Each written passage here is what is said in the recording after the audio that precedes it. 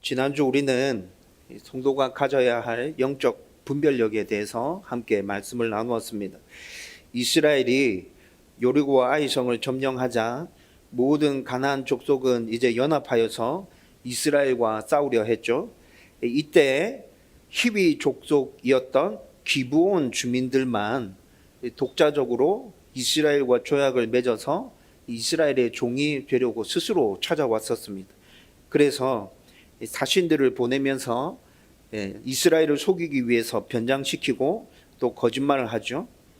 결국에는 하나님의 이름으로 이들은 조약을 체결하게 됩니다. 여러분, 기브온 주민의 입장에서 생각해 본다면 이렇게 한 것은 진짜 지혜로운 모습이라고 말씀드렸죠. 이스라엘이 정말 악했다, 거짓말하고 우리를 속였다 말할지 모르지만 기브온 주민들은 지금 살아남아야 하잖아요. 그 상황에서 이렇게 처신한 것은 정말 지혜로운 처신의 모습이었어요. 하지만 이스라엘 입장에서 또 생각해 보면 이스라엘은 분명히 하나님께서 가나안 족속을 멸하라는 명령을 받았어요. 그런데 그 멸하라는 명령에 이 조약으로 말미암아 온전히 순종할 수 없게 되버렸잖아요. 하나님의 뜻을 성취해 가는 데 있어서 문제가 생겨버리게 된 것이죠. 따라서 이스라엘 백성의 입장에서는 조약을 맺을 때 좀 더 꼼꼼하고 신중하게 점검해 보고 체결할 필요가 있었지만 그들이 너무 성급했다는 것이 지난주 우리가 말씀을 나눌 때 살펴봤던 바입니다. 여러분, 세상을 살아가다 보면 세상 사람들이 지혜라고 말하면서 하나님의 뜻과 맞지 않는 것들을 우리에게 요구할 때 정말 많습니다. 세상의 입장에서는 분명히 그것이 지혜가 맞습니다. 지혜로운 것이 맞죠. 그런데 하나님의 뜻을 이루어가는 성도의 입장에서는 세상의 입장에서는 지혜로운 것이지만 우리가 취할 수 없는 것 너무 많아요. 여러분, 그래서 우리에게 분별력이 필요하다는 것이죠. 하나님이 원하시는 지혜인가 아니면 세상에서 말하는 지혜인가. 여러분, 그것을 잘 분별해서 하나님이 원하시는 지혜만을 취할 때 우리는 이 땅에서 하나님의 나라를 이루어 갈 수 있고 하나님의 영광을 드러내면서 살아갈 수 있다는 것입니다. 우리가 그렇게 살아가는 모습을 하나님 또한 엄청 기뻐하시겠죠. 저와 여러분들이 그런 분별력을 가지고 지혜롭게 정말 이 세상을 살아갈 수 있었으면 좋겠어요. 여러분, 이 분별력은 말씀과 기도를 붙들 때 나오는 것이라 했습니다.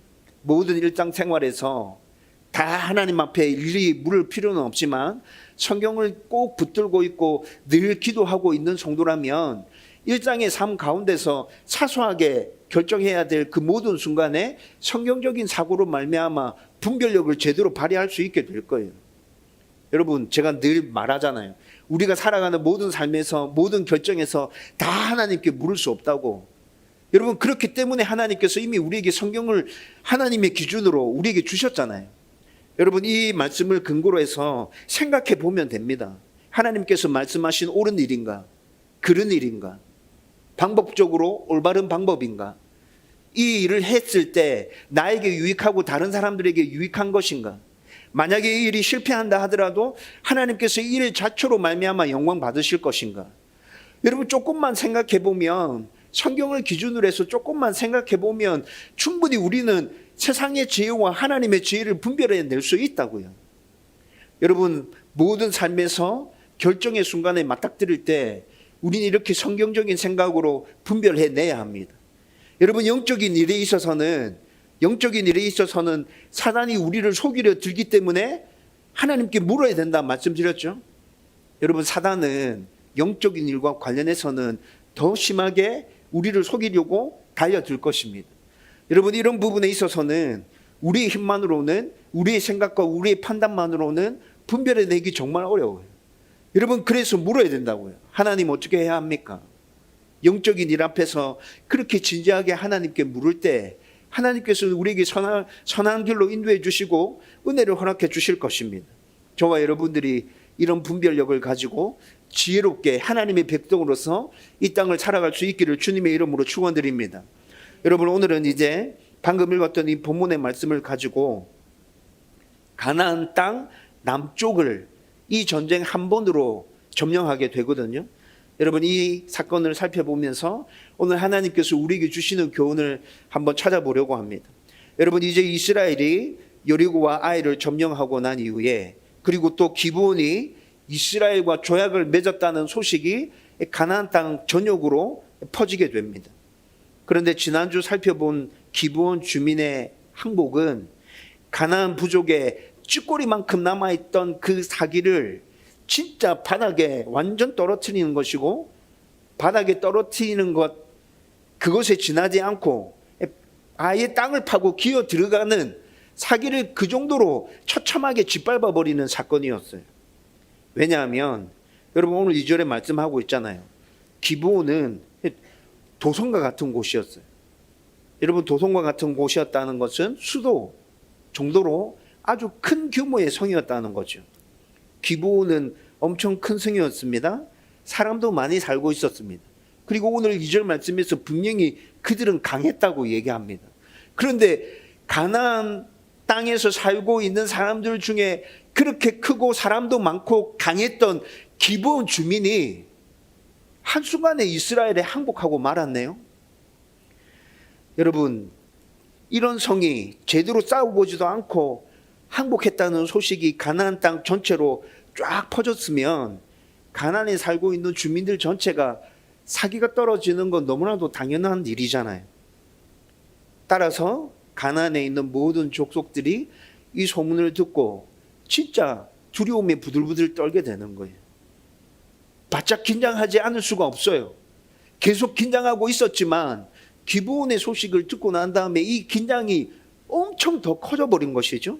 이제 진짜 이들은 자신의 모든 것들을 다 걸고 싸워야 하는 상황입니다. 그 모든 것들 안에는 그들의 생명도 포함되는 것이죠. 어떻게 할 도리가 없어요. 이스라엘은 협상하지 않는다고요. 하나님이 진멸하라고 말씀하셨잖아요. 여러분, 이렇게 된 마당에 그들도 이제 진짜 생명을 걸고 싸울 수밖에 없구나, 그 생각을 가지고 싸우기 위해서 나오고 있습니다. 그래서 3절과 5절 말씀 보면 예루살렘 왕 아도니세덱이 주도해서 가나안 땅 남쪽에 흩어져 살고 있던 가나안 족속들, 이 족속들은 아모리 족속이 주를 이루고 있었거든요. 그런데 그 아모리 족속들의 세력을 규합해서 연합군을 만듭니다. 그리고 한판 제대로 붙어보자. 이래도 죽고 저래도 죽는데 진짜 한판 제대로 붙어봐야겠다. 어떻게 할 도리가 없다 라는 생각으로 지금 전쟁을 치르기 위해서 나오고 있죠. 그리고 이들이 자기들을 배신하고 이스라엘과 손잡은 기브온을 먼저 치기 위해서 기브온 성 앞에 연합군이 지금 집결한 것입니다. 여러분, 상황이 지금 이렇게 전개되고 있거든요. 여러분, 가나안 땅에 있는 남쪽에 있는 모든 족속들이 다 연합해서 기브온을 치기 위해서 지금 진군해 왔어요. 여러분, 기브온이 크고 강하고 숫자가 많은 그런 성읍이라 하더라도 이렇게 연합군이 치고 올라오면 이들과 싸워서 이길 확률이 있는 거예요? 없죠. 그래서 기브온 주민들이 아주 급하게 여호수아에게 도움을 청합니다. 여러분, 지난주에 우리가 살펴봤던 이스라엘 백성과 기브온 주민과의 맺었던 그 조약은 주종관계 체결을 위한 조약이었습니다. 여러분, 주종관계를 맺는 조약 체결, 여러분 이게 뭔지 정확하게 아십니까? 주인과 종의 관계를 맺는 조약이라는 거예요. 여러분, 주인의 나라에서는 조공을 받습니다. 종의 나라로부터 일정하게 매년 조공을 받아들이고, 그리고 종의 나라가 위험에 처해서 주인의 나라에게 도움을 청할 때 주인의 나라는 무조건 종의 나라에 가서 도와주어야 된다는 조약 체결이 바로 주종관계를 맺는 조약 체결입니다. 그런데 이 주종관계를 맺는 조약 체결이 지난주에 누구의 이름으로 체결되었죠? 누구의 이름으로 체결되었습니까? 하나님의 이름을 걸고 이 조약을 체결한 것이라고요. 여러분, 사람의 이름을 걸고 조약을 체결했다면 상황에 따라서 파괴할 수 있지만, 여러분, 이스라엘 백성들이 지난주에 하나님의 이름을 걸고 이 조약을 체결해 버렸네요. 그래서 기브온 주민들이 거짓말했다는 걸 알았지만 하나님의 이름이 걸렸기 때문에 그 조약을 파괴할 수도 없었어요. 그렇죠? 이 조약이 이렇게 체결되고 난 다음에 기브온 주민이 힘들고 어려운 일을 겪자마자 바로 여호수아에게 도움을 청하고 있는 거라고요. 여러분 그러면 지금 여호수아는 어떻게 해야 되죠? 선택의 여지가 없어요. 그냥 가야 돼요. 기브온으로 가서 이들을 도와주고 여러분 이들을 구원해 줘야 된단 말이에요. 여러분 그런데 우리가 보기에는 어쩔 수 없이 이스라엘의 불찰로 인해서 발생하고 있는 이 일들이 여러분 하나님의 섭리 가운데서 지금 일어나고 있는 일입니다. 하나님은 언제나 인간의 죄와 실수까지도 다 사용하셔서 당신의 선하신 뜻을 이루어 가시죠. 여러분 오늘 말씀에서도 그것이 분명하게 우리 가운데 보여지고 있습니다. 오늘 나타난 하나님의 섭리로 가나안 정복 전쟁은 하나님의 전쟁이 되고 하나님의 전쟁이라는 것이 이스라엘 백성들에게 더 뚜렷하게 확인되어지고 보여집니다. 여러분 이를 첫 번째로 확인할 수 있는 것은 8절 말씀에 나타납니다. 8절 말씀에 보면 하나님이 나서서 이스라엘 군사들의 사기를 북돋우고 계십니다. 여러분 하나님은 기브온으로 향하는 여호수아에게 두려워하지 말라라고 말씀하십니다. 그리고 뭐라 말씀하시죠? 두려워하지 마라. 내가 그들을 너의 손에 붙였다. 너가 이길 거야. 하나님께서 이렇게 말씀해 주고 계신다고요. 여러분 그런데 여호수아 강해를 지금까지 해오면서 이 말씀은 굉장히 여러 번 본 말씀인 것 같죠? 여러분 여호수아가 시작할 때 1장 1절부터 9절까지 말씀에서도 하나님께서 두려워하지 말라 반복해서 말씀하시면서 여호수아에게 똑같이 이 말씀을 해주셨어요. 여호수아 1장뿐만이 아니라 하나님께서 직접 말씀하시는 것 아니고 이스라엘 백성들을 통해서 이런 메시지를 여호수아에게 계속 전해주셨거든요. 우리가 지금 10장의 말씀을 살펴보고 있는데 하나님께서 말씀해 주시고 이스라엘 백성들이 여호수아에게 이 말씀을 또 전해주고 여러분 이런 모습들이 계속 반복해서 나타났다고요. 이 모든 말씀들은 가나안 정복 전쟁이 하나님의 전쟁이며 하나님께서 직접 이끄시는 전쟁이라는 것을 계속 확인시켜 주시고 보여주신 것이죠. 그리고 8절 말씀을 통해서 이를 다시 한 번 더 말씀해 주고 계시는데 여러분 이 8절 말씀을 히브리어 원어로 살펴보면 꼭 필요할 때 하나님께서 여호수아에게 다시 이 말씀을 해주고 있다는 것이 아주 분명하게 드러나고 있습니다. 여러분 여기서 이 전쟁이 하나님의 전쟁임을 분명히 이해하려고 하면 또 꼭 필요할 때 하나님께서 지금 여호수아에게 찾아오셔서 이 말씀을 하고 계신다는 것을 이해하려고 하면 이 상황을 좀 더 구체적으로 살펴봐야 됩니다. 여러분 지도를 보여줄 텐데 여호수아와 이스라엘의 군사들은 여러분 아이성을 점령하고 난 후에 그들의 가나안 땅의 본거지인 길갈로 돌아가 있었습니다. 여러분 지도에서 길갈 찾아보십시오. 길갈 보입니까?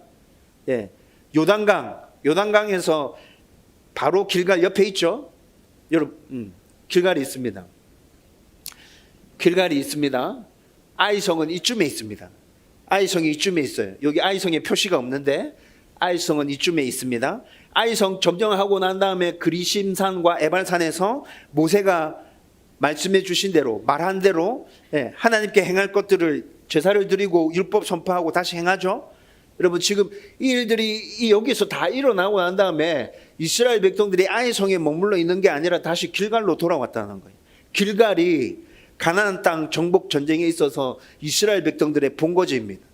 지금 여기서 사건이 진행되고 있는 거예요. 그리고 오늘 사건 전체를 보면 베토론, 기브온 주민들, 베토론, 막게다, 아세가, 림라, 라기스, 에굴론, 헤브론, 드빌 이렇게 가나안 땅 남부가 지금 이렇게 지도에 표시되고 있죠. 여러분 이 줄을 보시면서 말씀을 들어보시면 이해하기가 좀 더 편하실 거예요. 여러분 6절을 보면 기브온 주민이 아주 급한 이런 상황에서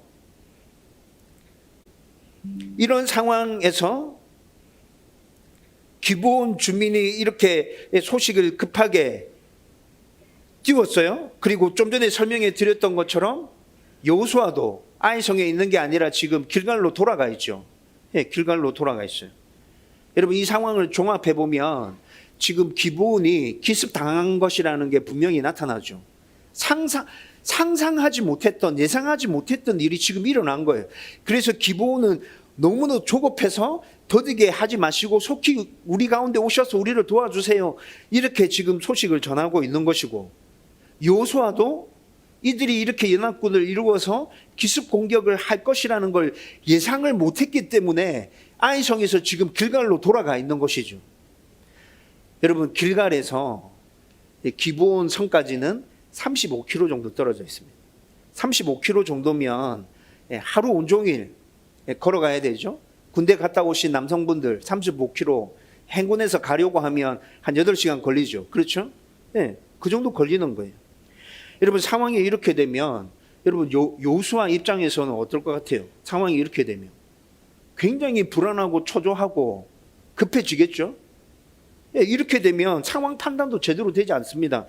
여러분, 지금 지난주에 살펴봤듯이 여호수아는 하나님의 이름을 걸고 기브온 주민과 조약을 체결한 것입니다. 하나님의 이름을 걸고 기브온 주민과 조약을 체결했기 때문에 이렇게 급하게 다급하게 도와달라는 소식을 받았지만 니네들이 알아서 해 라고 답할 수 없어요. 여러분, 만약에 35km 떨어져 있는데 8시간 9시간 걸려서 기브온까지 갔는데 그들이 가나안 연합군에 의해서 이미 점령당해 버렸어요. 여러분, 그러면 어떻게 되는 거예요? 하나님의 이름이 아주 우스워지는 거죠. 하나님의 이름을 걸고 조약을 체결했는데 주인의 나라가 종의 나라를 지켜주고 보호해줘야 되는데 그 일을 제대로 하지 못한 게 되는 거예요. 하나님의 이름이 땅바닥에 추락하는 거예요. 여러분, 지금 여호수아의 심정이 어떨 것 같아요? 길갈에서 지금 속히 전력을 꾸려서 기브온으로 출동해 갑니다. 8시간, 빠르면 8시간, 길면 10시간 이렇게 걸리는 거리를 지금 가고 있습니다. 여러분, 여호수아의 마음이 진짜 불안하고 초조하고 조급하겠죠. 야, 어떻게 해야 돼? 어떻게 해야 돼? 빨리 가야 되는데. 야, 이 기브온 점령당하면 진짜 큰일이다. 계속 이런 생각을 하면서 가고 있을 거잖아요. 이렇게 급한 마음으로 기브온을 향하고 있는 여호수아에게, 이스라엘 군대에게 하나님께서 8절 말씀에 그들에게 나타나셔서 말씀하고 있는 거예요. 뭐라 말씀하시죠? 두려워하지 마라. 두려워하지 마라. 내가 그들을 너희 손에 넘길 것이다. 여러분, 이 말이 무슨 말이에요? 기브온 함락되지 않는다. 너희가 도착할 때까지 내가 딱 붙들고 있을 거야. 걱정하지 마라. 너희들이 그곳에 도착하면 너희들이 싸워서 이기게 될 거야. 여러분, 지금 하나님께서 여호수아에게 이 말씀을 들려주고 계시는 거라고요. 여러분들이 여호수아의 입장이라면 여러분, 이 음성이 들려올 때 여러분들의 마음이 어땠을 것 같습니까? 상상해 보십시오. 불안과 초조, 조급한 마음들 한순간에 다 사라지고 담대함이 생기지 않았을까요? 그래, 하나님이 나와 함께 계시지. 그래, 이 전쟁은 내 전쟁이 아니지. 하나님의 전쟁이지. 하나님이 우리의 대장 되시잖아. 여러분, 이런 마음 생기지 않았을까요? 그 두려움이 변해서 기대가 되었을 것이고 조급함이 변해서 설렘이 됐을 거예요. 도대체 그곳에 도착하면 어떤 일이 벌어질까? 하나님 어떻게 하실까? 어떻게 우리에게 승리를 안겨주실까? 여호수아의 마음이 한순간에 이렇게 뒤집힌 것은 하나님께서 이 전쟁을 이끄신다는 확신을, 그 말씀을 들으면서 다시 확인했기 때문이죠. 그래, 하나님 이 전쟁이 이끄신다. 내가 치르는 전쟁이 아니지.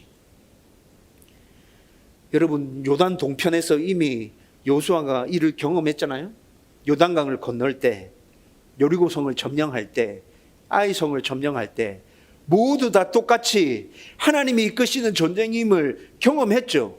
그런데 조급해지고 다급해지고 초조해질 때 한순간에 그 생각이 사라지고 불안한 마음이 살아났지만 하나님의 음성이 다시 들려올 때, 그래, 이 전쟁은 하나님의 전쟁이야 라는 마음이 다시 생겨나면서 승리를 확신하고 담대함으로 나아갈 수 있게 된 것이죠. 여러분, 분명히 지금 하나님께서 여호수아와 이스라엘의 사기를 북돋우고 계십니다. 여러분, 이렇게 하나님께서 사기를 북돋을 뿐만이 아니라 두 번째로 보면 가나안 정복 전쟁에 하나님이 친히 참전하셔서 이스라엘 백성들을 승리로 이끌고 계세요. 여러분, 이스라엘이 밤새도록 기브온으로 향해 가서 가나안의 연합군을 기습합니다. 여러분, 지금 기브온과 여호수아가 기습을 당했죠. 예상하지 못했는데 기습을 당한 거예요. 그래서 초조하고 불안하고 급했잖아요. 그런데 지금 역으로 가나안 연합군이 예상하지 못했던 기습 작전으로 이들과 지금 싸움을 벌이고 있는 거죠. 여러분, 가나안 연합군의 입장에서 또 한번 생각해 보세요. 하룻밤 안에 35km나 떨어져 있는 길갈에 있는 이스라엘 군이 어떻게 자기들을 치러 온다 생각했겠어요? 적어도 소식 왔다 갔다 하려면 적어도 이틀 걸린다. 우리는 이틀 안에 기브온 점령한다. 여러분, 이런 생각을 가지고 지금 가나안 연합군이 전쟁을 벌이고 있는 거거든요. 근데 하룻밤 안에 이스라엘 군들이 기브온 성 앞에 도착해서 자기들을 공격하네요. 여러분, 이렇게 기습에 기습을 맞받아쳐서 지금 공격하고 있어요. 그런데 10절 말씀 보세요. 10절 말씀 보면 여호와께서 그들을 이스라엘 앞에서 패하게 하심으로 라고 말씀하고 있습니다. 여호와께서 그들을 이스라엘 앞에서 패하게 하심으로. 여러분, 이 말씀은 이 전쟁의 승패가 이스라엘 군대가 아니라 하나님께 있음을 아주 분명하게 말씀해 주고 선언해 주시는 것이죠. 여러분, 10절 말씀을 또 원문으로 살펴보면, 여러분 10절 말씀에 히브리 원문으로 살펴보면 동사가 4개가 나타납니다. 싸우고 뭐 이렇게 동사가 4개가 쭉 나타나는데, 그 동사가 4개가 나타난다면 이 동사 하나하나마다 주어가 따라 붙어야 되는 거잖아요. 주어는 생략되어 있어요. 생략되어 있는데 동사 4개에 생략되어 있는 주어가 모두 다 하나님입니다. 여러분, 10절 말씀에서 분명히 얘기해 주려고 하는 건 뭡니까? 이 전쟁이 이스라엘이 잘 싸워서 이긴 전쟁이 아니라 하나님께서 싸워서 이긴 전쟁이야 라는 것을 분명하게 얘기해 주려고 하는 의도가 정확하게 보이죠? 여러분, 여호수아 말씀을 강의하면서 계속 언급해 드렸는데, 가나안 족속들과 이스라엘의 전력은 비교 대상이 아닙니다. 물론 군사들 숫자만 따지면 이스라엘도 애법되었었습니다. 60만, 숫자 꽤 되죠. 그런데 숫자만 가지고 싸울 수 있습니까? 군인들의 훈련 정도는 어떻죠? 이것도 따져봐야 되잖아요. 무기는 어떻습니까? 전략 전술은 어떻죠? 그 가나안 땅에 대한 지형과 관련된 정보를 누가 더 많이 가지고 있습니까? 여러분, 이런 모든 것들을 다 비교해 보면 이스라엘 군대는 지금 가나안 군대와 싸움이 되지 않는 거예요. 사람의 생각으로 따져보면 제가 계속 얘기했는데 100번 붙으면 100번 다 지는 싸움이라고요. 그런데 지금까지 싸웠던 모든 전쟁에서 하나님께서 역사하여 주심으로 말미암아 다 이겼잖아요. 이스라엘이 다 이겼잖아요. 여러분, 이 전쟁은 하나님께서 이렇게 직접 싸우시는 전쟁이고 하나님께서 완전한 승리로 이끌어 주신다는 것을 방금 봤던 지도를 보면 또 더 분명하게 확인할 수 있습니다. 여러분, 지금 오늘 우리가 읽었던 말씀 보면 기브온에서 지금 전쟁이 벌어졌습니다. 전투가 벌어졌죠? 기브온에서 전투가 벌어졌는데 가나안 연합군이 베토론으로 피해갑니다. 여러분, 지금 기브온 조금 위에 베토론 보이죠? 이 베토론이라는 지명을 또 원어로 살펴보면 동굴이라는 의미를 담고 있어요. 여러분, 학자들이 추측하기로 베토론은 동굴이 많았던 전략적인 요충 지역이라고 학자들이 그렇게 생각합니다. 여러분, 동굴이 많았으면 전쟁에서 불리한 쪽이 숨기 좋겠죠. 그래서 지금 가나안 연합군이 붙었는데 밀리니까 베토론으로 도망간 거예요. 그런데 베토론으로 도망가서 동굴 지역에 숨어서 각계 전투를 벌이고 있는데, 여러분, 거기서도 계속 밀려요. 계속 밀리다가 이제 어떻게 합니까? 막게다, 아세가 쪽으로, 후퇴해서 남쪽으로 내려옵니다. 여러분, 이렇게 지금 계속 후퇴하면서 밀리면서 가나안 연합군이 지금 전쟁을 치르고 있는 것이거든요. 여러분, 그런데 베토론에서 아세가까지 거리로 따지면 28km 정도 됩니다. 여러분, 28km 동안 지금 가나안 연합군이 계속 밀리고 있다는 거예요. 그리고 이렇게 밀리면서 각계 전투로 계속 붙으면서 지금 후퇴하고 있다는 거죠. 여러분, 더 놀라운 사실은 뭔지 아세요? 28km 동안 밀리면서 가나안 연합군이 각계 전투를 벌이고 있다. 이 사실 하나만 살펴봐도 28km 동안이나 계속 밀린다고 그들이?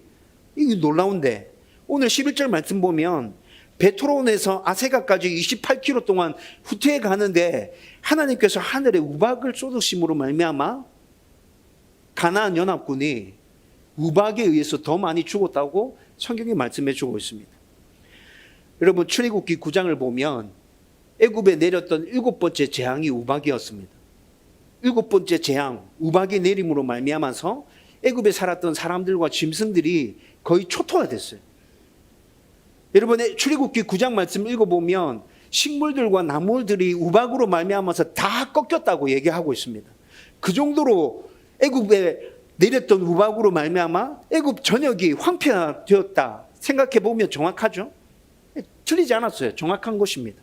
그런데 지금 그 우박이 오늘 사건에서도 또 내리고 있습니다. 4주 전 야부크 기도회 할 때 생각나십니까? 12월 6일이었습니다. 제가 찾아보니까 날짜가 12월 6일이었더라고요. 한참 설교하고 있는데 한 5분 정도 밖에서 천둥 소리 나고 우박 쏟아지는 소리가 들렸는데 저 진짜 깜짝 놀랐어요. 밖에서 뭐 엄청나게 큰 사고가 일어난 줄 알았거든요. 그런데 설교하면서 생각이 막 확 흔들리면서 막 여러 가지 생각들이 한꺼번에 지나갔는데 생각해 보니까 우박이 내리고 있는갑다라는 생각이 들었어요. 한 5분 정도였죠. 여러분, 야부크 기도회 그때 참석하신 분들은 기억날 겁니다. 0.5cm 정도 되는 우박이었고 한 5분 정도 쉴 새 없이 쏟아져 내렸죠. 여러분, 그 소리가 진짜 대단했어요. 제가 그 소리를 들을 때 이 건물의 창이 다 깨지겠구나 라는 생각이 들었거든요. 제 차가 밖에 대져 있었어요. 차 암열이 다 나갔겠다. 여러분, 그 소리를 들으면서 이런 생각을 하면서 설교를 하고 있었다고요. 여러분, 우박이 가끔씩 이렇게 내릴 때 있습니다. 그런데 오늘 본문에서는 우박에 맞아서 사람들이 죽었다고 얘기하고 있잖아요. 네. 사람이 맞아서 죽을 정도의 우박이라면 제가 생각할 때는 주먹 크기만한 정도 돼야 되지 않을까? 적어도 지름 한 7, 8cm 정도 되는 이 정도 크기의 우박이 하늘에서 떨어져서 머리에 맞으면 이제 사람이 죽게 되는 거죠. 근데 이런 일이 있을 수 있을까요? 진짜 일어날까요? 현실의 세계를 살펴보면 이런 일이 일어납니다. 여러분, 2021년 10월 20일 날 호주 퀸즐랜드 메카이라는 지역에 지름 16cm인 우박이 떨어졌습니다. 2021년에 호주에 그 우박이 떨어졌다고요. 미국에서는 실제로 한 해에 우박에 맞아서 사망하는 사람이 평균 24명 정도랍니다. 우박에 맞아서 사망하는 사람. 역사상에 기록되어 있는 문헌으로 역사상에 우박에 맞아서 제일 많은 사람들이 사망한 건 인도에서 있었습니다. 1888년 4월 30일 날 인도에 폭풍우가 몰아쳤는데 그 폭풍우에 우박이 함께 떨어졌어요. 그래서 245명이 죽었다고 문서에 기록되어져 있어요. 여러분, 우리가 살아가는 현실 세계에서도 우박으로 말미암아 이런 사건들이 일어나고 있다는 거죠. 그런데 본문에서는 지금 어떤 상황이라고 말씀드렸죠? 추격전이 벌어지고 있다고 그랬잖아요. 예, 육박전, 각계 전투가 지금 벌어지고 있는 거예요. 그렇죠? 28km 거리 동안. 근데 각계 전투가 벌어지고 있다는 건 아주 근접한 거리에서 지금 싸우고 있다는 거예요. 도망가고 막 부딪혀 싸우고 도망가고 부딪혀 싸우고 이게 28km 정도 이어지고 있다는데, 그런데 가나안 연합군에게만 우박이 떨어져서 그들이 엄청 죽었다네요. 여러분, 이게 상상이 되세요? 현실 세계에서 이런 일이 일어날 수 있어요? 그림 하나 보여주세요. 여러분, 이 그림 보고 상황이 딱 이랬구나 생각이 들지 않습니까? 지금 같이 서 있습니다. 당근과 토끼가 같이 서 있는데 토끼에게만 지금 막 물이 쏟아지고 있죠. 당근에게는 물이 쏟아지지 않아요. 지금 본문에서 표현하고 있는 우박이 내리는 상황이 이와 같다는 거예요. 이스라엘 진영 쪽에는 우박이 내리지 않아요. 가나안 연합군 진영 쪽에 우박이 쏟아져요. 그들이 엄청 많이 죽었어요. 여러분, 이뿐만이 아니라 12절에서 14절 말씀 보면 전투 중에 날이 저물어 가고 있습니다. 여호수아가 하나님께 기도합니다. 하나님, 해를 멈춰 주십시오. 하나님, 지금 해 지면 안 됩니다.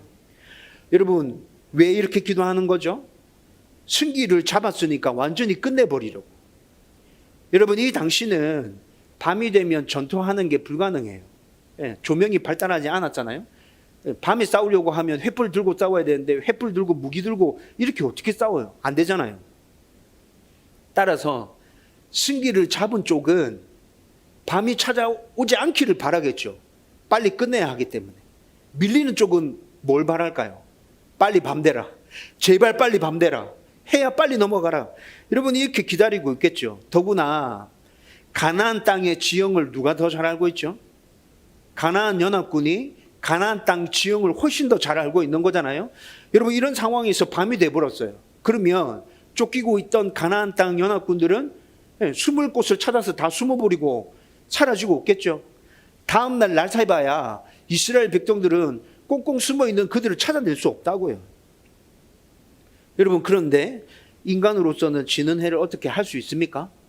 하지 못하죠. 그러나 하나님은 지는 해를 멈출 수 있습니다. 여러분, 이를 12절에서 지금 얘기하고 있는데, 오늘 우리가 읽었던 본문 12절을 또 원문으로 살펴보면 쏟아지는 우박을 보면서 여호수아가 생각합니다. 하나님이라면 일을 할 수 있겠구나. 여러분, 12절 말씀을 히브리 원문으로 살펴보면 여호수아가 이런 생각을 하고 지금 하나님께 간구하고 있는 거예요.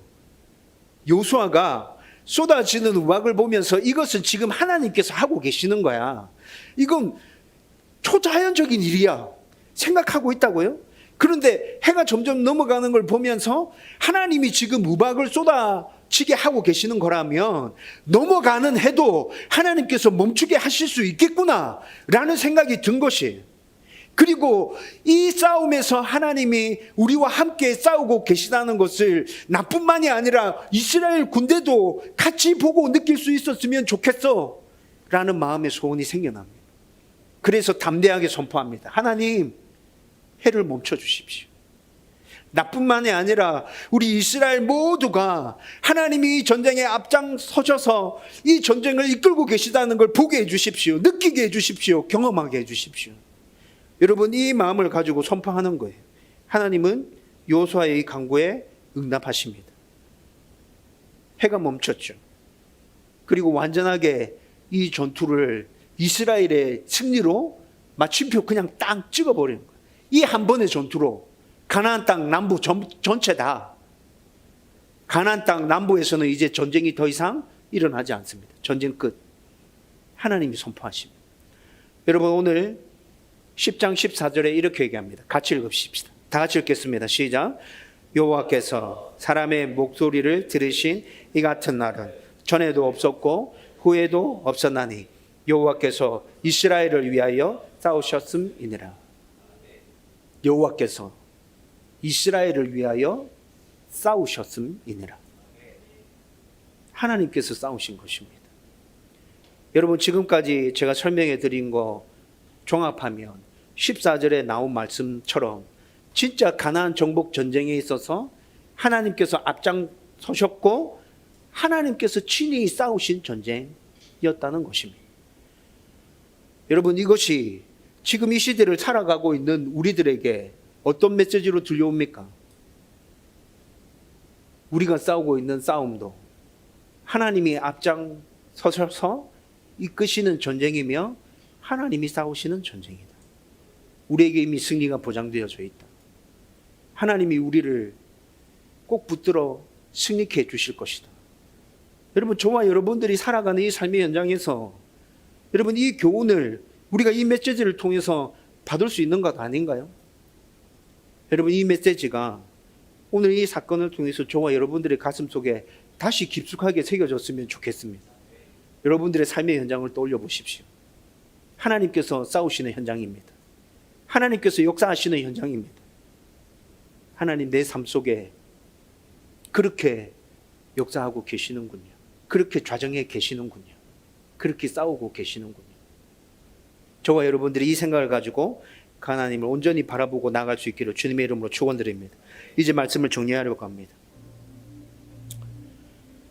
이 세상을 살아가는 모든 성도도 각자의 삶에서 사탄과 치열하게 영적인 전쟁을 치르고 있는 중입니다. 신약 성경 말씀을 읽어보면 우리가 그 전쟁 가운데 있다고 얘기하고 있잖아요. 정신을 차리라고 깨어 있으라고 말하고 있잖아요.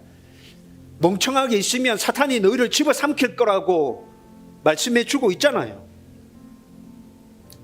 여러분, 이 영적인 전쟁을 치를 때 담대해지고 용기가 나서 하나님 의지해서 앞으로 걸어가며 승리하면서 이 전쟁을 치를 때도 있지만, 근데 때로는 승리할 때보다 훨씬 더 많은 빈도로 낙심되고 좌절되고 내 모습을 살펴보면서 진짜 형편없다, 이래가지고 뭐 어떻게 하겠다고, 하나님 진짜 영광 받으시겠나, 진짜 부끄럽고 창피하다, 이런 생각 들 때 진짜 많지 않습니까? 나를 바라보고 있으면 절대 이길 수 없을 것 같고, 하나님조차도 나의 이런 모습을 바라보면서 실망하실 것 같고. 여러분, 그런데 오늘 말씀을 통해서 여러분들은 무엇을 발견하셨습니까? 우리가 치르는 사탄과의 영적인 전쟁도 하나님이 이끄시는 전쟁이구나. 나는 이 싸움에서 날마다 패하고 날마다 넘어지고 날마다 좌절하지만 하나님이 이 싸움에서 승리케 해주시는 것이구나. 그래서 이 전쟁에 참여하는 당신의 군사들에게 하나님께서 두려워하지 말라고 계속해서 말씀해 주고 계시고, 여러분, 이 말씀은 지금 누구에게 하시는 말씀이에요? 저와 여러분들에게 하시는 말씀이라고. 두려워하지 마라, 두려워하지 마라. 하나님이 저와 여러분들에게 해주시는 말씀이라고 해요. 내가 지킨다, 내가 보호한다, 내가 승리케 한다, 두려워하지 마라. 여러분, 삼위 하나님께서 이미 이 전쟁을 승리로 마무리 지었지 않습니까? 여러분, 이 이긴 전쟁을 우리가 지금 마무리 짓고 있는 중이잖아요. 이 믿음을 가지고 우리의 영적 전쟁에 참여한다면 우리는 하나님의 은혜와 역사를 반드시 우리의 삶 속에서 경험할 수 있습니다. 우리가 살아가는 삶에서 하나님의 영광이 드러나게 될 겁니다. 하나님의 나라가 세워지게 될 겁니다. 우리의 그 모습을 통해서 하나님이 기뻐하실 것입니다. 저와 여러분들이 내가 치르고 있는 이 전쟁, 하나님의 전쟁이다, 하나님이 이끄신다 라는 그 믿음을 가지고 담대하게 전쟁에 임하며 승리를 누릴 수 있기를 주님의 이름으로 축원드립니다.